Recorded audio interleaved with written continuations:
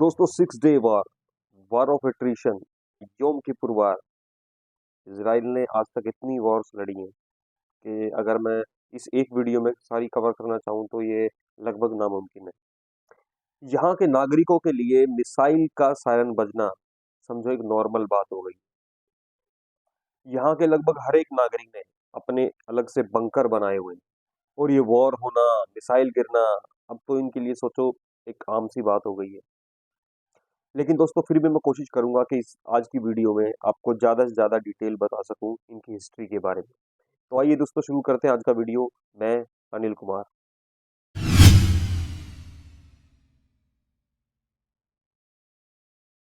दोस्तों मैंने पिछली वीडियो में आपको बताया था इजराइल की पूरी हिस्ट्री, उनकी 3000 साल पुरानी हिस्ट्री, कि कैसे इस देश का नाम कनान था। कनान देश से फिर इनके फर्स्ट टेम्पल पे हमला होता है, फिर सेकंड टेम्पल पे हमला होता है, इनको निकाला जाता है, मारा जाता है और ये अलग अलग देशों में भटकते रहते हैं। फिर वापस में ये वापस दोबारा आते हैं जब तक इस देश का नाम पैलेस्टाइन हो चुका होता है। ये वापस आके रहने लगते हैं, उसके लिए भी इन्हें वॉर लड़नी पड़ती है। फिर ये अपना एक अलग यहूदी देश यहीं पे बनाते हैं, इसराइल जिसका नाम होता है। और इस इजराइल देश को 14 मई 1948 में बनाया गया था और 14 मई 1948 से अगले दिन 15 मई 1948 को फर्स्ट इजरायली अरब वॉर शुरू हो जाती है और तब से लेके आज तक ये लड़ते ही हुए आते हैं। तो दोस्तों मैंने वहां तक कवर किया था कि फर्स्ट अरब इजरायली वॉर। अब दोस्तों मैं बताता हूँ इससे आगे की कहानी। दोस्तों 1950 में इजरायली गवर्नमेंट एक लॉ लेके आती है जिसका नाम होता है द लॉ ऑफ रिटर्न। इस लॉ में कहा गया था कि दुनिया के किसी भी देश में अगर कोई यहूदी रह रहा है तो वो यहूदी इजराइल आ सकता है और यहाँ की सिटीजनशिप ले सकता है और वो यहाँ पे आके बिना किसी की रोक टोक के आज़ादी से रह सकता है। और फिर इस लॉ के आने के बाद यहाँ की जनसंख्या अचानक से तेजी से बढ़ने लगी और यहाँ रह रहे अरब मुसलमान पहले ही यहूदियों से चिढ़ते थे और अब इस कानून के आने के बाद इनसे और भी ज़्यादा चिढ़ने लगते हैं क्योंकि इनकी जनसंख्या इसराइल में और ज़्यादा बढ़ने लगती है पहले से। उधर दोस्तों दूसरी तरफ इनका पड़ोसी देश इजिप्ट, अ, वो वहाँ रह रहे यहूदियों से वो भी चिढ़ता था पहले से और अब इस कानून के बाद वो भी और ज़्यादा चिढ़ने लगा और उनके इनके खिलाफ काफ़ी भेदभाव वाले कानून भी लाने लगा और उन्हें इन्हें एक तरीके से मजबूर करने लगा कि ये इजिप्ट देश छोड़ के चले जाएं, इसराइल चले जाएं। और जैसा कि इजिप्ट देश भी अभी कुछ ही साल पहले यूके से आज़ाद हुआ था और वहाँ पे एक बड़ी इंपॉर्टेंट लोकेशन थी जिसका नाम था सुएज कैनाल, जो आज भी सुएज कैनाल के नाम से काफ़ी फेमस है। आप जानते होंगे सुएज कैनाल के बारे में। लेकिन उनको बनाया था सुएज कैनाल कंपनी ने, जो कि ब्रिटिश और फ्रांस की एक जॉइंट वेंचर कंपनी थी। दोस्तों ये देश आज़ाद तो हो गया था लेकिन इनका कंट्रोल आज भी इस सुएज कैनाल पे नहीं था। अब ये इजिप्ट चाह रहा था कि किसी तरीके से इस सुएज कैनाल के ऊपर उनका कंट्रोल आ जाए जिससे कि इससे जो इनकम आए वो उनके देश को मिले। अब दोस्तों जैसा मैंने बताया था कि सुएज कैनाल जो है काफ़ी इंपॉर्टेंट लोकेशन थी यूरोप के लिए और एशिया के लिए और मिडल ईस्ट के लिए भी। अब इसमें मिडल ईस्ट में ये अब इसराइल के पास भी जो सामान आता था वो या तो सुएज कैनाल के थ्रू आता था या फिर सऊदी अरब से होकर के अकाबा की खाड़ी से इसराइल तक पहुंचता था। अब इजिप्शियन गवर्नमेंट क्या करती है, वो सुएज कैनाल पे अपना कंट्रोल ले लेती है और अपना कंट्रोल लेने के बाद सबसे पहला काम क्या करती है, वो इसराइल जाने वाले सारे जहाज़ों को रोक देती है और उसके कोई भी जहाज़ को आगे नहीं जाने देती। अब इसराइल के पास केवल अकाबा की खाड़ी ही बचती है एशिया से कोई भी सामान उनके पास आने के लिए, और वो अकाबा की खाड़ी भी सऊदी अरब के अंडर में आती थी। तो अब इजिप्ट गवर्नमेंट क्या करती है, सऊदी अरब से बात करके वो अकाबा की खाड़ी का रास्ता भी इसराइल के लिए रुकवा देती है। और अब ना ही इसराइल के पास एशिया से कोई सामान आ सकता था, ना ही कोई ऑयल ला सकता था। और दूसरी तरफ यूके और फ्रांस वो भी बौखलाए हुए थे क्योंकि उनका कंट्रोल अब सुएज कैनाल पे नहीं था। अब वो क्या फैसला करते हैं कि अब इसराइल देश पहले हमला करेगा इजिप्ट पे और अब यूके और फ्रांस दोनों बीच में आ जाएंगे और वो बोलेंगे सुएज कैनाल का कंट्रोल हमें दे दो। और अब ऑब्वियस सी बात है इजिप्ट देश मना कर देगा। अब इजिप्ट देश मना कर देगा तो यूके और फ्रांस भी मिलकर इजिप्ट पे हमला कर देंगे। अब 29 अक्टूबर 1956 को इसराइल देश हमला कर देता है इजिप्ट पर और उसके अंदर तक घुस जाता है, जिसे सेकंड अरब इजरायली वॉर या सुएज क्राइसिस भी कहा जाता है। अब उसके साइड में एक और अरब देश होता है जॉर्डन। इज़राइल सोच रहा था कि वहाँ पर भी कोई हमला हो सकता है, तो वो इज़राइल वहाँ पर भी अपनी सेना को लगा देता है। लेकिन वहाँ पर कुछ ऐसा होता नहीं है। अब यूके और फ्रांस सुएज़ कनाल को वापस लेने के लिए इजिप्शियन गवर्नमेंट को कहते हैं। अब ऑब्वियसली इजिप्शियन गवर्नमेंट मना कर देती है और अभी तक इज़राइली गवर्नमेंट ने इज़राइल के सिनाई पेनिनसुला के काफ़ी हिस्सों पर कब्जा कर लिया था और इजिप्ट के हज़ारों सैनिकों को बंदी बना लिया था। और अब दूसरी तरफ यूके और फ्रांस भी इजिप्ट पर हमला कर देते हैं और पोर्ट सईद पर अपना कब्जा कर लेते हैं, जो कि सुएज कनाल का एक यूरोप की तरफ मुहाना होता है। अब दूसरी तरफ अमेरिका चाहता था कि ये वॉर बंद हो जाए, क्योंकि इजिप्ट को यूएसएसआर हथियारों का सपोर्ट दे रहा था और उसे खतरा था कि कहीं ये सारे अरब देश मिलकर के यूएसएसआर के साथ ना हो जाए, क्योंकि यूएसएसआर और अमेरिका के बीच उस टाइम कोल्ड वॉर चल रही थी। अब यूके और फ्रांस दोनों ही काफ़ी दबाव में भी थे। एक तरफ उनके ऊपर अमेरिका से दबाव था, दूसरी तरफ उनकी देश की जनता का भी दबाव था, क्योंकि इस वॉर को लेकर के उनकी जनता भी प्रोटेस्ट कर रही थी। वो चाह रही थी कि ये वॉर बंद हो जाए। तो 7 नवंबर 1956 को यूके और फ्रांस अपना युद्ध विराम की घोषणा करते हैं और यूएन अपना रेज़ोल्यूशन 1001 लेकर आता है और अपनी यूएन की इमरजेंसी आर्मी को भी वहाँ पे डिप्लॉय कर देता है। और वहां से यूके और फ्रांस और इजराइल की सेना को जाने के लिए कहता है। अब यूएन क्या करता है, ये सुएज कनाल का कंट्रोल वापस दोबारा इजिप्ट को दे देता है, लेकिन अब की बार कुछ शर्तें रखी जाती हैं। उस उन शर्तों में ये होता है कि इजिप्ट इसका कंट्रोल रखेगा, इससे जो इनकम आएगी, जो रेंट आएगा, रेंट भी वो रखेगा, लेकिन उसके पास हक नहीं होगा कि वो किसी भी देश के जहाज को रोके। तो इन शर्तों के साथ इजिप्ट को सुएज कनाल का कंट्रोल दे दिया जाता है।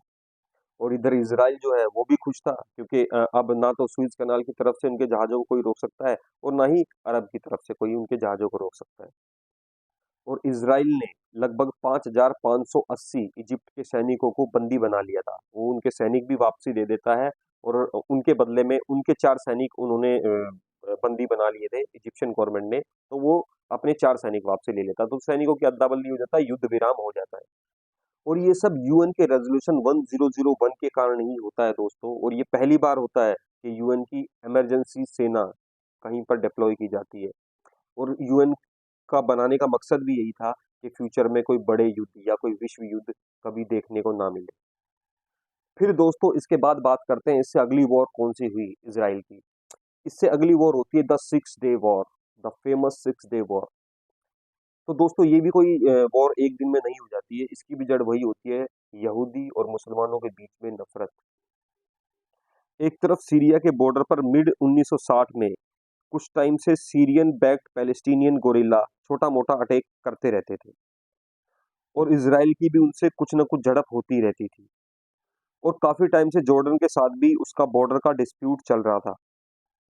और दूसरी तरफ यूएसएसआर इजिप्ट को फिर दोबारा भड़काने का काम करता है और इजिप्ट को कहता है कि इसराइल फुल फ्लैश इन्वेजन करने वाला है सीरिया देश पर। और इधर इजिप्ट समझ जाता है कि यूएसएसआर उसे झूठ बोल रहा है भड़काने के लिए, लेकिन फिर भी वो ये सोच रहा था कि अगर वो फुल फ्लेज इन्वेजन ना भी करे, लेकिन वो थोड़ा बहुत भी इन्वेड कर लेता है, तो ये काफी शर्म की बात होगी मुस्लिम देशों के लिए। तो फिर इजिप्ट यूएन को उसकी सेना को वहां से हटाने के लिए बोलता है और अपनी सेना को फिर इसराइल के बॉर्डर पे सिनाई पेनिनसुला में दोबारा डिप्लॉय कर देता है। अब इजिप्ट सुएज कनाल में तो इसराइल के जहाजों को नहीं रोक सकता था, लेकिन सऊदी अरब की तरफ से आता हुआ गल्फ ऑफ अकाबा को वो दोबारा से इजरायली शिप्स के लिए बैन करवा देता है। अब देखो, इजिप्ट दोबारा से वही गलती करता है और अब साथ के साथ जॉर्डन के किंग के साथ मिलके एक डिफेंस पैक्ट भी साइन कर लेता है। और उधर से इराक की सेना भी इसराइल की तरफ बढ़ रही थी। अब एक तरफ इसराइल, अब दूसरी तरफ Syria, Iraq, Jordan, Saudi Arabia, Egypt, ये सब देश इसराइल के खिलाफ होते हैं और अपनी सेनाओं को उनके बॉर्डर तक डिप्लॉय कर देते हैं। लेकिन इसमें एक बार फिर अमेरिका बीच में आता है। अमेरिका चाहता था कि इनका युद्ध ना हो और वो इन अरब देशों से जाके बात भी करता है कि वो इजरायली शिप्स के लिए रास्ता खोल दें और नो फर्स्ट फायर की पॉलिसी अपनाने के लिए भी बोलता है। लेकिन अब की बार इज़राइल भी किसी की सुनने वाला नहीं था। उसकी इंटेलिजेंस एजेंसी मोसाद ने उसे इंटेलिजेंस दी थी कि ये सारे देश मिलकर इज़राइल के ऊपर हमला करने वाले हैं और किसी भी वक़्त हमला कर सकते हैं। तो इस बार इज़राइल कुछ अलग सोचता है। अब की बार वो सोचता है कि कोई भी अरब देश उनके ऊपर हमला करे या उन्हें नुकसान पहुँचाए, उससे पहले अब की बार वो हमला करेगा।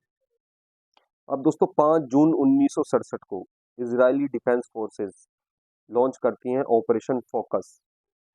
5 जून की सुबह लगभग 200 इजरायली फाइटर जेट उड़ान भरते हैं इजिप्ट की तरफ और इजिप्ट को उनके हमले की कोई भनक नहीं थी। अब इजरायली जेट इजिप्ट की लगभग 18 लोकेशन पर करते हैं हवाई हमला और उनके लगभग उनकी एयर फोर्सेस को 90% एयर फोर्सेस को तबाह कर देते हैं और इजिप्ट इस हमले से हक्का बक्का रह जाता है। लेकिन इसराइल यहाँ पे रुकने वाला नहीं था। अभी इसराइल ने ऐसे ही सेम हमले इराक, सीरिया और जॉर्डन पर भी स्टार्ट कर दिए थे और 5 जून का दिन खत्म होते होते समझो मिडल ईस्ट के आसमान पर इजरायली पायलट्स का ही कब्जा हो गया था। और अब इस एयर स्ट्राइक से इसराइल को काफी बढ़त मिल जाती है। लेकिन 5 जून का दिन खत्म होते होते ये लड़ाई जमीनी तौर पर भी शुरू हो जाती है। उधर इजरायली टैंक और आर्टिलरी गाजा होते हुए इजिप्ट के पेनिनसुला में भी अपना पूरा कब्जा कर लेती है। उधर जॉर्डन को एक फेक न्यूज़ मिलती है कि इजिप्ट इजराइल से जीत गया है। तो इधर से जॉर्डन वेस्ट बैंक की तरफ से जेरूसलम की तरफ हमला कर देता है और दूसरी तरफ उधर से इराक की सेना और जो सीरिया की तरफ से वो उनके हमले भी तेज हो जाते हैं। और उधर से इजरायली सेना तो इंतजार में ही बैठी थी कि उनके ऊपर हमला हो और यहाँ से वो काउंटर अटैक करें। और 7 जून तक जेरूसलम के ओल्ड सिटी ऑफ जेरूसलम कहे जाने वाले भाग पर भी इजराइल कब्जा कर लेता है और उनके सैनिक वेस्ट वॉल पर जाकर के अपनी प्रार्थना करते हैं। अब आता है 9 जून का दिन।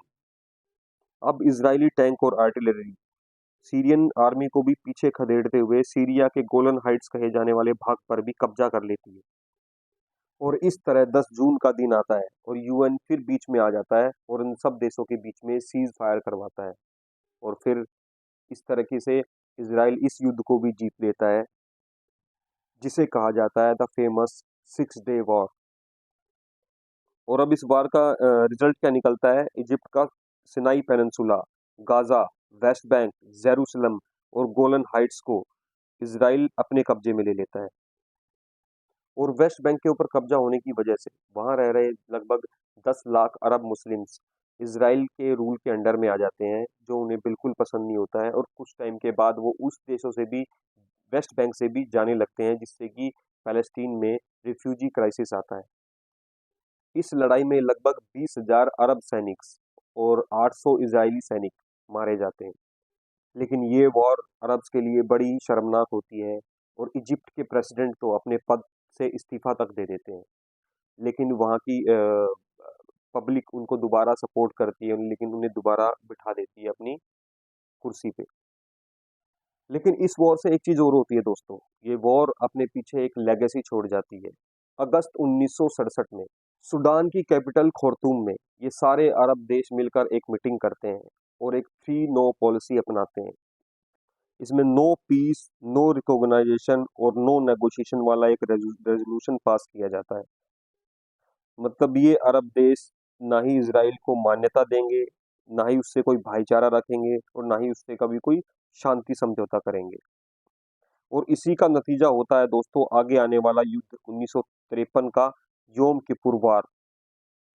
दोस्तों ये 3 नो रेजोल्यूशन ये एक बहुत बड़ी जड़ बनती है इसराइल और अरब कन्फ्लिक्ट की, जो आज तक चला आ रहा है।